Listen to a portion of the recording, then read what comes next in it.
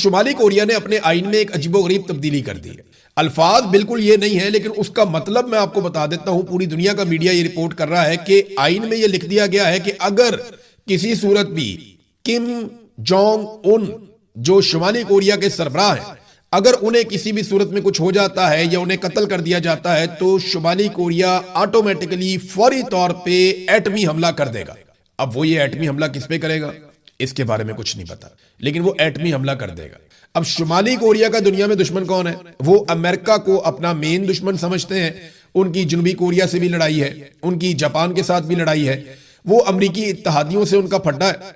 China और Russia उसके बड़े इत्तहादी हैं शुमाली कोरिया के, जबकि शुमाली कोरिया अमेरिका को अपना सबसे बड़ा दुश्मन समझता है। अब ये अमेरिका में खतरे की घंटी बज रही है कि अगर किम जोंग उनको कुछ भी हो गया तो ये ऑटोमेटिकली वहां से एटम बम और मिसाइल उड़ेंगे और वो एटम बम मारेंगे अमेरिका के ऊपर या अमेरिका के इत्तहादियों के ऊपर। अब ये कॉन्स्टिट्यूशन में लिख दिया गया है। कॉन्स्टिट्यूशन में जो लफ्ज इस्तेमाल किया गया है वो बराह रास्त ये लफ्ज तो नहीं है कि किम अगर कत्ल हो जाता है। वहां पे जो वर्ड इस्तेमाल किए गए हैं, if the command and control system over the states nuclear forces is placed in danger by hostile forces, ये वहां पे जुमला इस्तेमाल किया गया।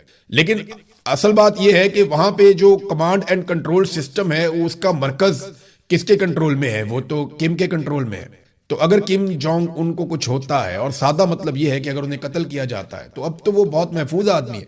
दुनिया को उनकी हिफाजत का बंदोबस्त करना चाहिए, उनकी सिक्योरिटी का, उनकी हिफाजत का, क्योंकि अगर उन्हें कुछ हो गया तो वो एक कॉन्स्टिट्यूशन में ऐसी चीज लिख गए हैं और वो एक ऐसा सिस्टम बना रहे हैं जिससे ऑटोमेटिकली मिसाइल उड़ेंगे और वो उनके दुश्मनों के ऊपर बरसेंगे। जोसेफ विजय एक एक्टर और वहां पे इंडिया में सीएम बन गया तमिलनाडु में। अब उसने सीएम का जब हलफ उठाया तो उसके पास राहुल गांधी और बाकी उसके इत्तहादी मौजूद थे। वहां पे उसने एक मरतबा फिर सेल्फी ली, जैसे वो हमेशा अपने फैंस के सामने, अपने क्राउड के सामने, अपनी पार्टी के लोगों के सामने वो सेल्फी लेता है। लेकिन इंटरेस्टिंग बात यह है कि उसने पहले ही बॉल पे चक्का मारा। जैसे ही वो हुकूमत में आया उसने हलफ उठाया। जो पहली दो चीजों पे उसने दस्तखत किए उनमें एक चीज तो ये है कि उसने तमिलनाडु के लोगों के लिए 200 यूनिट तक बिजली मुफ्त कर दी। अब आप देखें ना, एक तरफ मरियम नवाज ने, बिलावल ने, अलीम खान ने, इन सब ने वादे किए थे कि हम हुकूमत में आएंगे तो हम 300 यूनिट तक बिजली मुफ्त देंगे, और इन झूठों ने हुकूमत में आने के बाद ना सिर्फ बिजली 4 गुना महंगी कर दी, बल्कि जो बिजली मुफ्त देनी थी उसके ऊपर जो थोड़ी बहुत सब्सिडी थी वो भी खत्म कर दी। तो कितने बड़े फ्रॉडिये हैं ये सारे कारोबारी लोग हैं। इन सब के अपने अपने धंधे हैं और ये अपने कारोबार का तहफ़्फ़ुज़ देने के लिए सियासत में आते हैं और फिर सियासत के जरिए से अपने कारोबार को बढ़ाते हैं। और वो शख्स अपना बड़ा कारोबार छोड़कर, फिल्म इंडस्ट्री में था, 200 करोड़ उसको एक फिल्म का मिल जाता था, वो छोड़कर सियासत में आ गया और आकर उसने पहला हुक्म दिया कि उसके सूबे के लोगों को 200 यूनिट तक बिजली मुफ्त दी जाएगी। इंडिया में ये पहली रियासत नहीं है जहां पे ये हो रहा है। इंडिया में इससे पहले भी कई रियासतें बिजली के ऊपर सब्सिडीज देती हैं, बिजली मुफ्त भी देती हैं। पंजाब के अंदर 300 यूनिट तक मुबैना तौर पर बिजली वहां पे फ्री है। कई और जगह पे भी वो खास रियायतें अवाम को देते हैं। अब तमिलनाडु में 200 यूनिट तक उसने बिजली मुफ्त कर दी। और उसके अलावा जो दूसरा उसने दस्तखत किया वो ये किया कि ड्रग्स के हवाले से एक स्पेशल टास्क फोर्स बनाई है। ये वहां पे बड़ा अहम इशू है। तो ये 2 इशूज सबसे पहले उसने दस्तखत किए और पब्लिक ने उसको बहुत सराहा भी इस मामले के ऊपर। पाकिस्तान में जो है ना वो हमारी तरजीहात ही कुछ और है। हमारे हुकूमती वुज़रा ये बता रहे हैं कि क्योंकि हुकूमत टैक्स इकट्ठा नहीं कर पा रही, कौमी खजाना खाली है, इसलिए हम पेट्रोल पे लेवियां लगा रहे हैं, या ये जो हम महंगाई बढ़ा रहे हैं या जो इजाफी टैक्सेस ले रहे हैं, चाहे पेट्रोल पे, चाहे बिजली पे, चाहे गैस पे, ये इसलिए ले रहे हैं कि टैक्सेस इकट्ठे नहीं हो रहे, कौमी खजाना खाली है। अब ये वफाकी वुज़रा खुद मानना शुरू हो गए। क्यों? ये ना इंपॉर्टेंट बात जो मैं आपको कई दिनों से समझा रहा हूं कि पाकिस्तान में क्रेडिबिलिटी हुकूमत की बची नहीं है। लोगों को आसिम मुनीर साहब पे या उनकी टीम पे बिल्कुल भरोसा नहीं है, इसलिए कोई भी पाकिस्तान में पैसा लगाने को, कारोबार करने को तैयार नहीं है, ना पाकिस्तान के अंदर ना पाकिस्तान के बाहर। ये तो सिर्फ डोनाल्ड ट्रंप को काम पड़ा हुआ है आसिम मुनीर साहब से, इसलिए उसने गेम चुक के रखी हुई है, आसिम मुनीर साहब की भी और शहबाज शरीफ साहब की भी, क्योंकि ट्रंप को काम पड़ा हुआ है। जब उसका काम निकल जाएगा तो जैसे हमेशा अमेरिका लात मारता है वैसे ही अमेरिका लात मारेगा।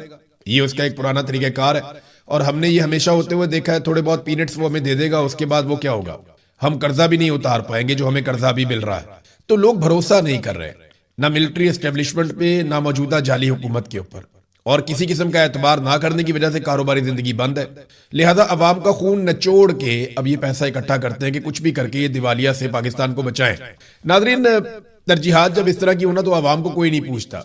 इस लेवल का जुल्म पाकिस्तान में हो रहा है। एक जर्नलिस्ट है जफर नकवी साहब, उन्होंने एक बड़ा ही दिल खराश वाकया रिपोर्ट किया, और ना सिर्फ रिपोर्ट किया बल्कि उन्होंने अल्लाह को हाजिर नाजिर जानकर उन्होंने हल्फन इस बात को रिपोर्ट किया। नॉर्मली जर्नलिस्ट ऐसी बात नहीं लिखता कि मैं अल्लाह को हाजिर नाजिर जानकर हल्फन ये बात कर रहा हूं, ऐसा जर्नलिस्ट नहीं कहता। लेकिन उन्होंने ये कहा क्योंकि ये वाकया वो जाती तौर पे जानते हैं, उनको अच्छी तरह इसका पता है। वो ये कहते हैं कि मेरा एक जानने वाला लड़का है, पंजाब में गाड़ियों के शोरूम पर काम करता है। इसने किसी वकील से कोई गाड़ी ली, कुछ पैसे रहते थे। ये लड़का और दो लड़के वकील से पैसे लेने वहां पे गए और वहां पे रोला पड़ गया और उस वकील से इनकी लड़ाई हो गई। उस वकील ने इन पर डकैती का पर्चा करवा दिया और 2024 का ये केस है। चंद हफ्ते पहले सीटीडी वाले इस लड़के को उठाकर ले गए और तफ्तीश शुरू कर दी। इस बच्चे की दाईं टांग पर हथौड़ा मारा, नीचे पत्थर रखा और बीच में टांग और ऊपर से हथौड़ा मारा और बच्चे की टांग का कचूमर निकाल दिया। बच्चे की टांग जाया हो गई। वो एक यतीम बच्चा है। उसकी मां धाड़े मार मार कर मरियम नवाज को बद्दुआएं दे रही है। पूछना यह था कि पंजाब क्या हलाकू खान की हुकूमत आ गई है? कोई खुदा का खौफ नहीं रह गया? कोई फिरौन और नमरूद के अंजाम से डरो? मेरी आंखों से तो आंसू नहीं थम रहे। अब ये बात एक जर्नलिस्ट बता रहे हैं कि सीटीडी को पंजाब का किलिंग स्क्वाड बना दिया गया है। तुम्हें अदालती इख्तियार इस्तेमाल करने का किसने हक दिया? मावरा अदालत लोगों को कत्ल किया जा रहा है। अब ये एक ओपन सीक्रेट है पंजाब के अंदर कि अगर आप किसी पुलिस वाले को नापसंद है तो वो सीसीडी के जरिए आपको मरवा भी सकता है, आपको माजूर भी करवा सकता है, आपके साथ कुछ भी हो सकता है एक जाली मुकदमा दर्ज करके। तो पंजाब में एक पुलिस राज नाफिज कर दिया गया है। देखिए, उन ममालिक में पुलिस ताकतवर और पूरे इख्तियारात के साथ बहुत अच्छी भी लगती है जहां पे इंसाफ होता है। पाकिस्तान में तो इंसाफ है ही नहीं। पुलिस का महकमा जो है वो पाकिस्तान के करप्ट तरीन महकमों में से एक महकमा है। अब जब इन लोगों को आप इतने बड़े इख्तियारात दे देंगे कि ये इंसान को कत्ल भी कर सकते हैं, हालांकि ये मावराए कानून है, मावराए अदालत है। आप अदालत में जाएं, केस चलाएं, अदालत फांसी देती है तो दे दे, अदालत उम्र कैद दे सकती है, लंबी सजा दे सकती है। लेकिन यहां पुलिस ने एक आसान रास्ता ढूंढा, जो पसंद नहीं है या जो मुजरिम है उसका फैसला खुद ही कर दो। और बहुत सारे बेगुनाह भी पुलिस के इस बदले की भेंट चढ़ गए। लोगों ने बहुत पैसा देके अपने मुखालिफिन को भी कत्ल करवाया। अब ये जो मामला है ये उसकी एक वाज़ेह मिसाल है कि वकील के साथ पैसों का रोला था, वहां पे लड़ाई होती है, वकील पर्चा करवाता है, बंदा उठवाता है। 2024 में पर्चा हुआ, 2026 में बंदा उठा के नीचे पत्थर रखा, ऊपर टांग रखी, ऊपर से हथौड़ा मारा और हड्डियों का कचूमर बना दिया। अब उसकी टांग जाया हो गई और वो यतीम बच्चा है और इकलौता वहां पे अपनी माँ का वारिस है। ये जफर नकवी साहब जो जर्नलिस्ट है उन्होंने इसको रिपोर्ट किया। ये कितनी अफसोसनाक बात है। नादरीन, शहबाज शरीफ ने सुहेल अफरीदी को टेलीफोन किया। ये जरा खबर मैं आपको पढ़ के पहले सुना दूं, फिर मैं आपको बताता हूं कि ये कितने जबरदस्त तरीके से पाकिस्तान तहरीके इंसाफ ने नॉर्मलाइज कर दिया सूरत हाल को जाली हुकूमत के साथ। वजीर आजम का वजीर आला खैबर पख्तूनख्वा से राब्ता, दहशतगर्दी के खिलाफ हर मुमकिन ताउन फराहम करने की यकीन दहानी करवाई गई। इससे पहले भी दहशतगर्दी के वाकयात हुए खैबर पख्तूनख्वा में, लेकिन शहबाज शरीफ ने कभी राब्ता नहीं किया। अभी राब्ता क्यों कर रहा है ये मैं आपको समझा देता हूं। अलीमा खानम ने ऐलान किया कि सुहेल अफरीदी अडियाला जेल के बाहर पहुंचेगा अपने तमाम एमपीएस को लेकर मंगल वाले दिन। अब मंगल आने में 2 दिन बाकी रह गए हैं। अब अडियाला के बाहर सुहेल अफरीदी ने किस लिमिट तक जाना है ये भी तो चीज तय होनी है ना, क्योंकि पाकिस्तान तहरीके इंसाफ अब एक ऐसी जमात बन गई है जो अच्छे बच्चे की तरह रिएक्ट कर रही है। यानी बतौर अपोजिशन उन्होंने हुकूमत के लिए किसी एक दिन भी कोई ऐसी एक्टिविटी नहीं की जिससे हुकूमत के माथे पे बल आया हो। पाकिस्तान तहरीके इंसाफ के बंदों का कत्लेआम किया गया, इन्होंने आज तक FIR तक दर्ज नहीं करवाई। इमरान खान की आंख जाया कर दी कि तमाम चीजों को अब नॉर्मलाइज किया जा रहा है। यानी जाली हुकूमत को पहले तस्लीम ही नहीं किया जाता था, लेकिन लगभग अब इन्होंने 2 साल के बाद इतनी तब्दीली आ गई है कि जाली हुकूमत को तस्लीम कर लिया है। वजीर आजम या वुज़रा से राब्ता पहले बड़ी मायूब बात समझी जाती थी, अब बहुत नॉर्मल है। अब तो किसी को जस्टिफिकेशन देने की भी जरूरत नहीं पड़ती कि मैंने क्यों बात की। देखिए, वजीर आजम ने इससे पहले बड़े बड़े वाकयात हुए खैबर पख्तूनख्वा में दहशतगर्दी के, कभी राब्ता नहीं किया। अभी एक वाकया हुआ उसके ऊपर राब्ता किया, लेकिन अंदर की बात तो कुछ और है। पहले सुहेल अफरीदी ने बताया था कि मैंने शहबाज शरीफ से कहा कि मेरी इमरान खान से मुलाकात करवाएं, तो शहबाज शरीफ ने कहा पूछ कर बताता हूं। अब तो सुहेल अफरीदी भी पूछ कर बताते ही नहीं है कि क्या बात हुई क्या बात नहीं हुई। बहरहाल शहबाज शरीफ से पूछ के वो बता दें कि इमरान खान साहब से उनकी मुलाकात 6 महीने से ज्यादा हो गए हैं, क्यों नहीं हो पा रही। फिर इमरान खान के मामला पर पहले वावेला होता था, रोला डलता था कि इमरान खान को कैद तन्हाई में ना डालो, उसके जाली मुकदमात के ऊपर बस कर दो, या इमरान खान की सेहत के साथ ना खेलो। अब इसके ऊपर कोई ज्यादा बात नहीं करता। बस सिर्फ ऐसा है कि कोई गुजरते हुए स्टेटमेंट दे दिया, किसी जगह पे छोटी सी पॉलिटिकल एक्टिविटी कर दी, तो पाकिस्तान तहरीके इंसाफ ने बड़ी कामयाबी से इमरान खान साहब के ऊपर होने वाले हर जुल्म को और जो कुछ पाकिस्तान की मिलिट्री एस्टेब्लिशमेंट ने पाकिस्तान तहरीके इंसाफ के साथ किया, उन तमाम चीजों को नॉर्मलाइज कर दिया है। खैबर पख्तूनख्वा हुकूमत जो है वो इमरान खान के बड़े बड़े मुतालबात पे यू टर्न ले चुकी है। मिसाल के तौर पे जरगे जो हुए, उनके फैसले कहाँ गए? जो ड्रोन्स होते थे, अब भी होते हैं, उनके ऊपर जो इकदामात लिए जाने थे वो कहाँ गए? जो ऑपरेशन रोकने थे, क्या रुक गए हैं? ये सवाल अपनी जगह पे मौजूद है। जो मुदाखलत हो रही थी लगातार, उस मुदाखलत को खत्म किया जाना था, क्या वो खत्म हो गई? नहीं, अब तो कंट्रोल ज्यादा मजबूत हो गया। पाकिस्तान तहरीके इंसाफ का एक वफद जाता है जुनैद अकबर साहब की और असद कैसर साहब की क़यादत में, और वो फैसल करीम कुंडी साहब जो इमरान खान साहब की जेल का मजाक भी उड़ाते हैं, वो उनसे जाके मुलाकात करता है। देखिए, अगर सूबाई हुकूमत मिलती है और सूबे के मामलात को तय करती है या डिस्कस करती है फैसल करीम कुंडी से, जो गवर्नर है खैबर पख्तूनख्वा का, तो फिर तो बात समझ आती है। लेकिन जिन लोगों ने तहरीक चलानी है, जिन लोगों ने इमरान खान के लिए आवाज उठानी है, वो जाकर मिल रहे हैं, जनाब हमारे सूबे में गंदुम नहीं आ पा रही। ये तो बात वजीर आला खैबर पख्तूनख्वा ने वजीर आला पंजाब से या शहबाज शरीफ से करनी है, या गवर्नर को करनी है तो गवर्नर जाके वफाक को बताएगा, सदर को बताएगा। लेकिन मामला ये है कि ये पाकिस्तान तहरीके इंसाफ के सियासी लोगों का वफद ये जाकर मिलता है फैसल करीम कुंडी साहब से, और ये चीजें नॉर्मलाइज हो रही हैं। मैं आपको ये बता रहा हूं कि चीजें नॉर्मलाइज हो रही हैं, और पाकिस्तान तहरीके इंसाफ को ये बता दिया गया है कि इमरान खान का सियासत में अब कोई हिस्सा नहीं है। अगर आपने अपनी सियासत बचानी है तो आप चीजों को नॉर्मलाइज करें, इन्हीं पॉलिटिकल लोगों के साथ आप गुजारा करें, और मिलिट्री एस्टेब्लिशमेंट के वो गलत करते हैं, ठीक करते हैं, उस तरफ देखना आप छोड़ दें। आसिम मुनीर साहब ने एक खिताब भी किया है, उसमें उन्होंने मीडिया का शुक्रिया अदा किया, उन्होंने सोशल मीडिया का शुक्रिया अदा किया, तमाम पॉलिटिकल पार्टीज का उन्होंने शुक्रिया अदा किया कि सब ने इकट्ठे होकर जो भारत ने किया उसका जवाब दिया।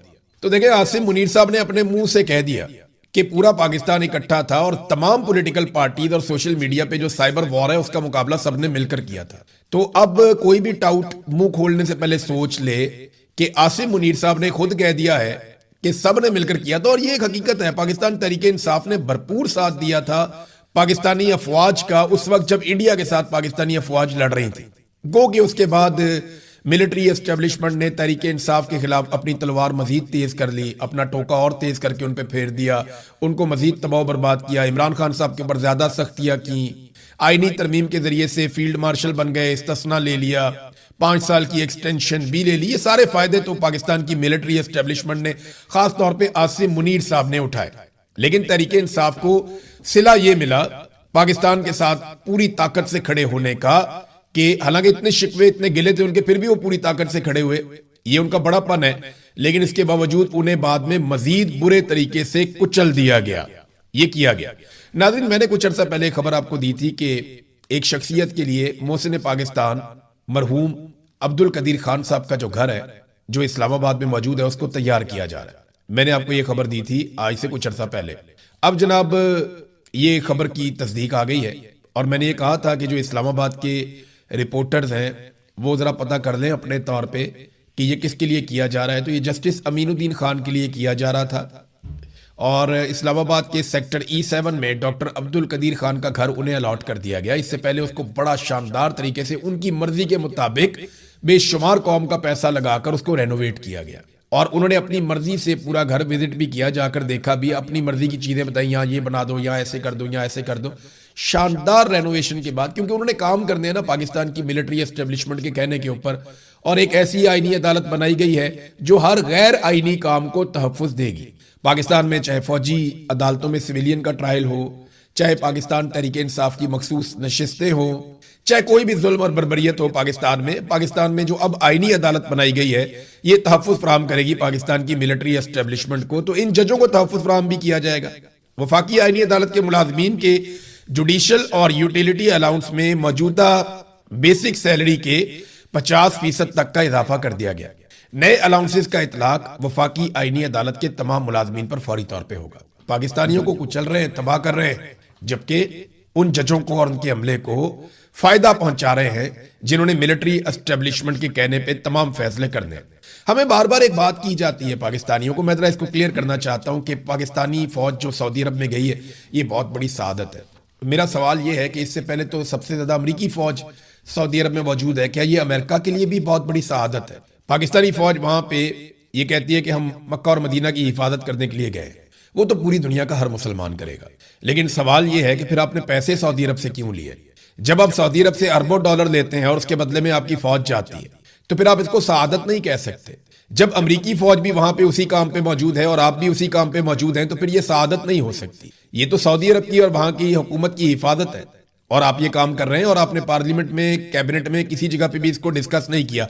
हम पाकिस्तानी जरा जज्बाती लोग हैं ना, हम जल्दी जज्बाती हो जाते हैं हर महीने शरीफैन का नाम सुनकर।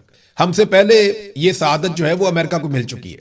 यूक्रेन के साथ भी सऊदी अरब ने दिफाई मुआहदा किया, तो यूक्रेन एक मुसलमान मुल्क नहीं है, उसको भी ये सआदत मिल चुकी है। चाइना भी ये सआदत लेना चाहता है। इंडिया का जो आर्मी चीफ है वो भी वहां पे जाता है, भारतीय वजीर आजम भी जाता है, वो भी ये सआदत लेना चाहते हैं। तो ऐसा नहीं है कि ये सिर्फ हरमैन शरीफैन की हिफाजत के लिए जा रहे हैं। अगर सआदत लेनी है तो फिर पाकिस्तानी फौज को इस नुक्ता नजर से मस्जिद अक्सा में भी जाना चाहिए, जहां पे ज्यादा जरूरत है। वो बड़ी सआदत है इस वक्त। यहाँ पे तो फौज मौजूद है, हिफाजत मौजूद है, वहां पे तो लगातार जुल्म और जबर हो रहा है ना। अगर ये सआदत आपने लेनी है तो फिर आप मस्जिद अक्सा जाइए, वहां पे भी आपको ये सआदत मिल सकती है। तो सआदत के बदले में फिर आप डॉलर नहीं लेते। सऊदी अरब से आपने जिस तरह डॉलर लिए हैं, तो इसको आप लोगों को बेवकूफ बनाना बंद करें। नाजरीन, मुश्तबा खामनाई के हवाले से खबर है कि एक दूसरी अहम शख्सियत ने मुश्तबा खामनाई से मुलाकात की है। देखें, इससे पहले एक मुलाकात हुई थी उनकी ईरानी सदर से, जो रिपोर्ट हुई 7 मई को ईरानी सदर ने मुलाकात की थी। और अब एक मुलाकात हुई है खातमुल अंबिया सेंट्रल हेडक्वार्टर के कमांडर अली अब्दुल हई से। और ये जो मुलाकात हुई है ये भी खुफिया रखी गई है, लेकिन मुलाकात अनाउंस कर दी गई है। देखिए, मुश्तबा खामनाई अब आहिस्ता आहिस्ता एक्टिव हो रहे हैं। ये ईरान के नए सुप्रीम लीडर हैं। इसराइल और अमेरिका अपने पूरे वसाइल लगाने के बावजूद ये पता करवाने में कामयाब नहीं हुआ कि वो किस खुफिया ठिकाने पर मौजूद है, वरना उनके ऊपर जरूर अटैक किया जाता। इससे पहले जब अटैक किया गया था तो उसके अंदर वो शदीद जख्मी हो गए थे और उनका तकरीबन सारा खानदान शहीद हो गया था। अब वो जख्मी हो गए थे, उनके बारे में बताया जाता है, मुबैना इतलात हैं, ईरान की जानिब से तो कोई खबर ऐसी नहीं दी गई कि वो जख्मी काफी हो गए थे। उनके बाजू पर शदीद चोटें आई थी, उनकी टांग पर चोटें आई थी, लेकिन काफी बेहतरी उनकी सेहत में आई है। दूसरा, उनके चेहरे पे कुछ चोटें रिपोर्ट हुई थी और कुछ प्लास्टिक सर्जरीज की जाएंगी, इस बारे में भी बातचीत की गई थी, लेकिन ईरान की जानिब से कोई कंफर्मेशन नहीं है। ये खबरें सोर्सेज के जरिए से सामने आती रही हैं। अब मेडिकल का अमला उनके आसपास मौजूद है, लेकिन वो पूरे होशो हवास में है और ये जितने भी अहम फैसले हो रहे हैं उन फैसलों में वो अपना किरदार अदा करते हैं। नामालूम मकाम से वो अपनी पैगाम रसानी कैसे करते हैं, ये इंपॉर्टेंट है। वो एक बहुत पुराना तरीका था खत लिखकर भेजना। ना वो टेलीफोन इस्तेमाल करते हैं, ना कोई मवासलाती निज़ाम वहां पे है, ना वहां पे कोई सिग्नल आते जाते हैं।